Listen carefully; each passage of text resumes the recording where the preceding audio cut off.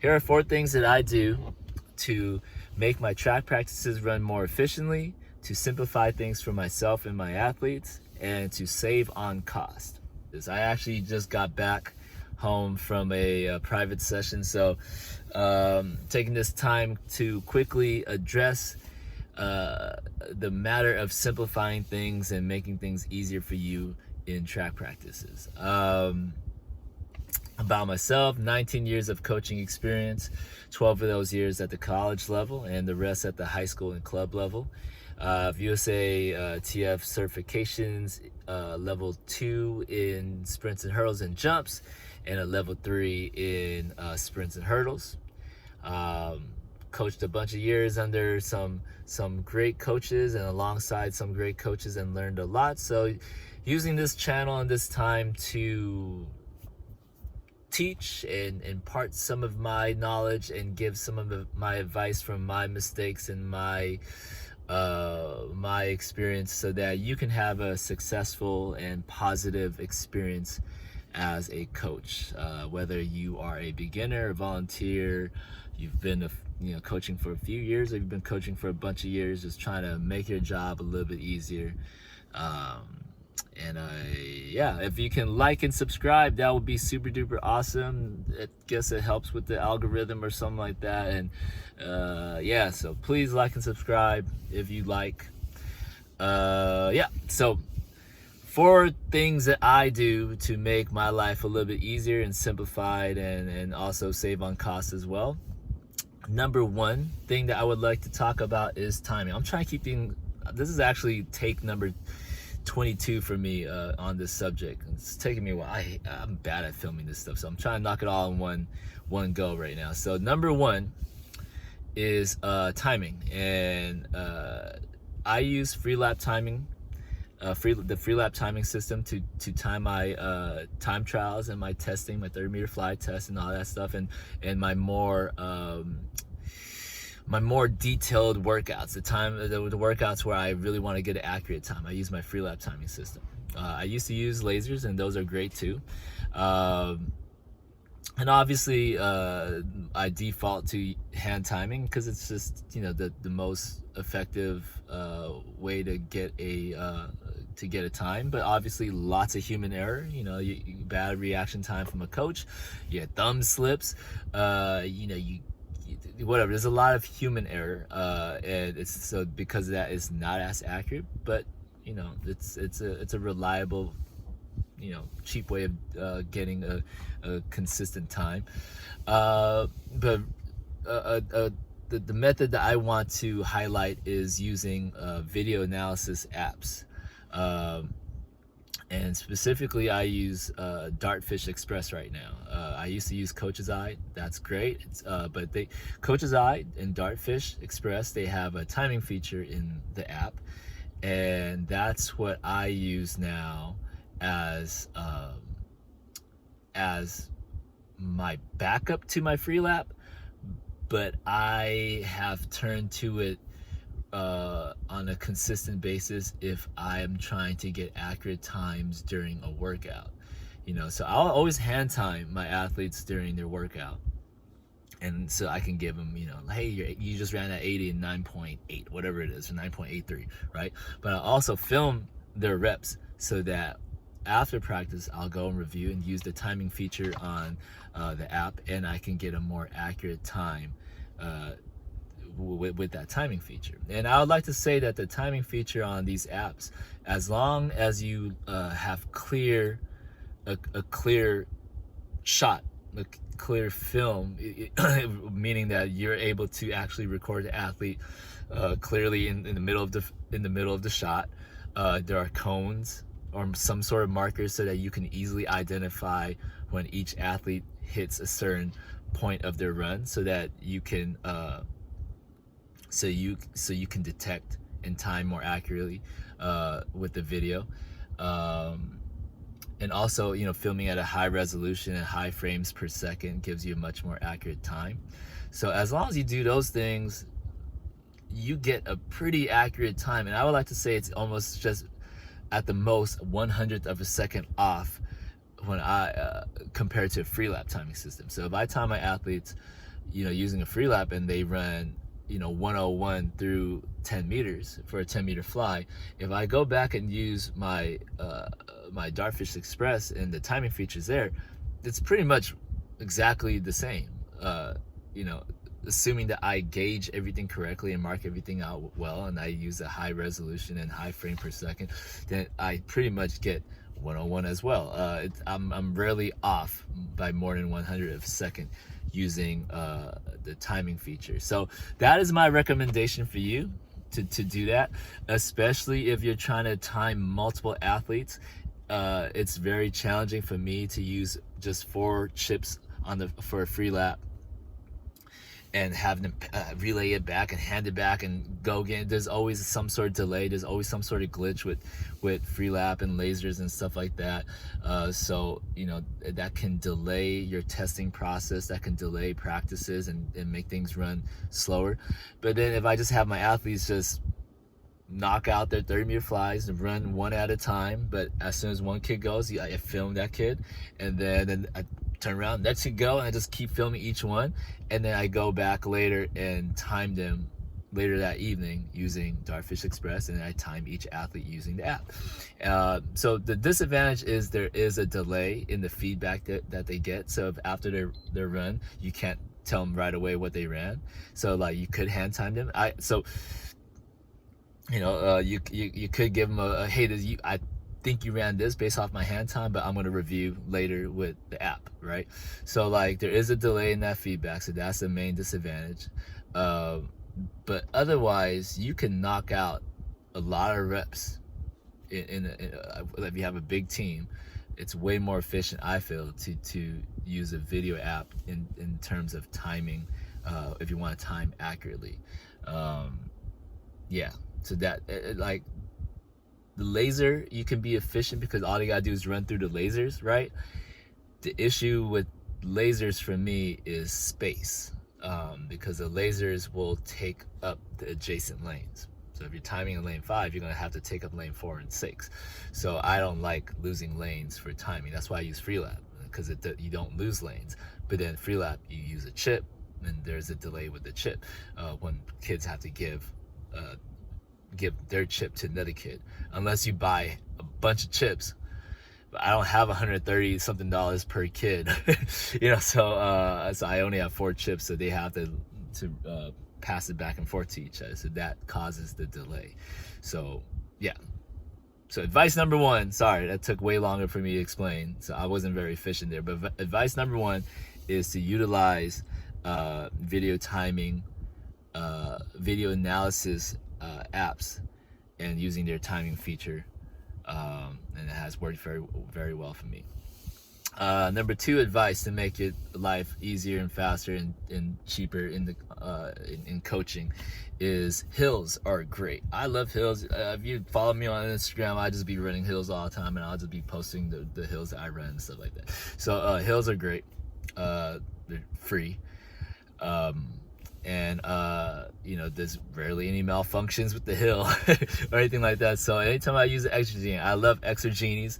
I like sleds. I like Run Rockets. I think they're all great devices. If you got the money to afford a 1080 Sprint, or Sprint 1080, whatever it's called, then sure. But like for Exergenie, there are kinks that might happen. The rope might loop around and create too much resistance. It might be a rainy day, or there might be some debris, and it makes the friction, the resistance not as consistent from day to day.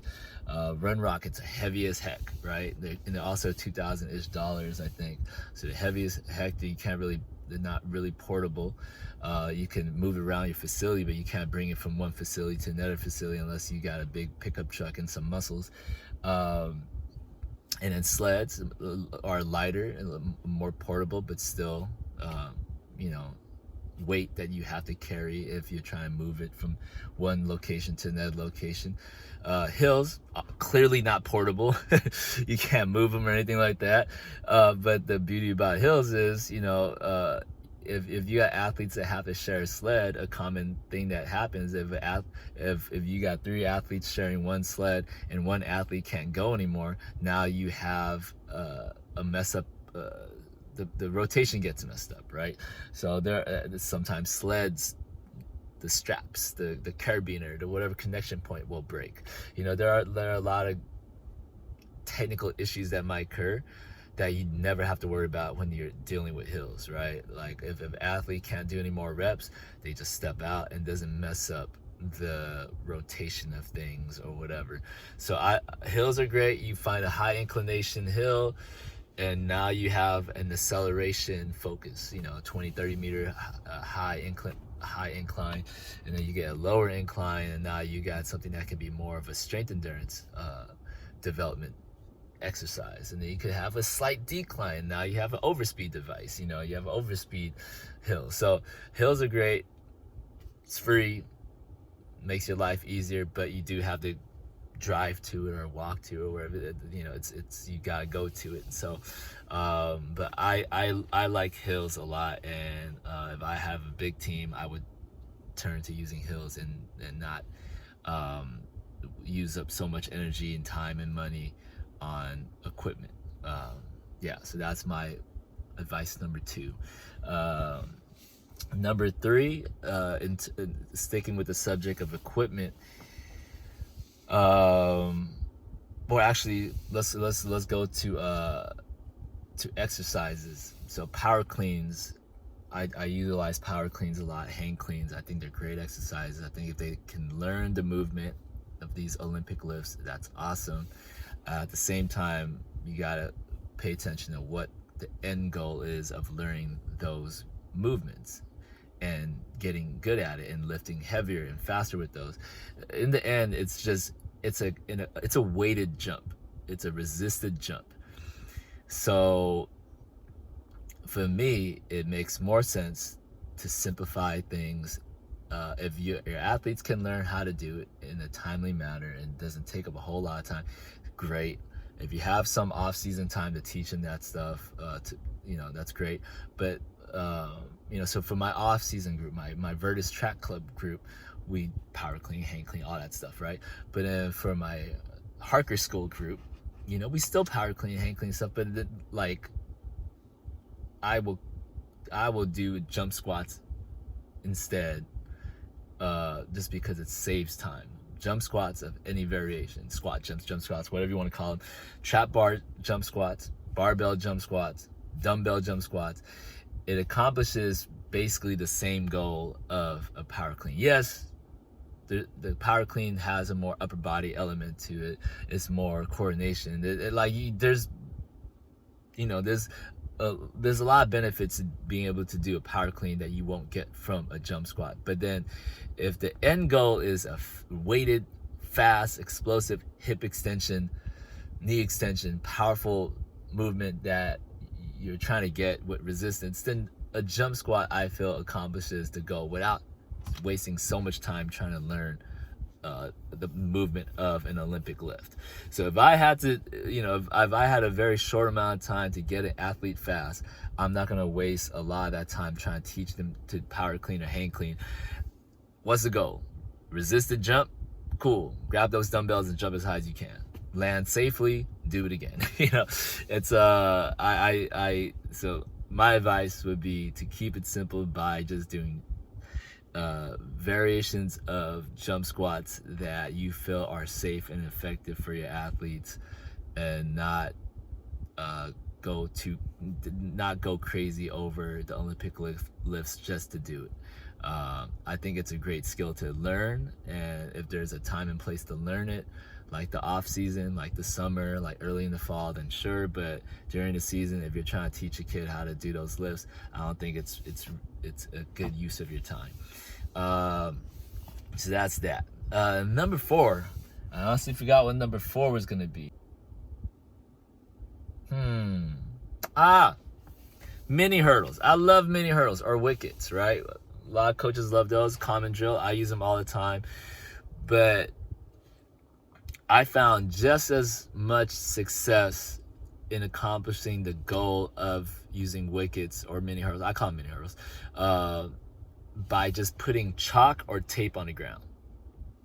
It's the same exact, because when there's a piece of something, like if there's a piece of tape on the ground and the athlete, I feel putting tape and or chalk on the ground instead of marking it with a mini hurdle is more effective, because the athlete will still make a conscious effort of stepping over something, whether it's a 6-inch mini hurdle or if it's an athletic tape that's on the ground. I feel from my experience that they will address their running technique. At the same time, you eliminate the fear of running over this plastic object that could trip them up and sprain their ankle or whatever, right? But if you put a piece of tape on the ground, chalk on the ground, the fear factor goes away. They can attack the run way more aggressively. And let's say the goal is frequency, right? So let's say you put the tape on the ground at a certain spacing to address them, to address their step frequency, to encourage them to take faster steps, right? So now they're bringing actual top speed into the run and trying to get their feet down on or between each mark aggressively, and then now they're able to actually address their step frequency. Now, if you use mini hurdles instead, your experienced runners will be fine, right? The experienced runners that have done it a cajillion times and they already lost that fear, they're confident in whatever of their run, those guys might be fine. But then your less experienced athletes, or the athletes that, there's gonna be a few rough draft runs when you use mini hurdles, right? Like they're gonna run it and their steps are gonna be slightly off, and they're going to have to gauge and adjust their steps, meaning that they will lose a little bit of their top speed, meaning they're actually gonna run through the mini hurdles at 95% or 98% or even less, which means that they're actually, if the intention was to increase their step frequency, but now they're coming in at 95% speed,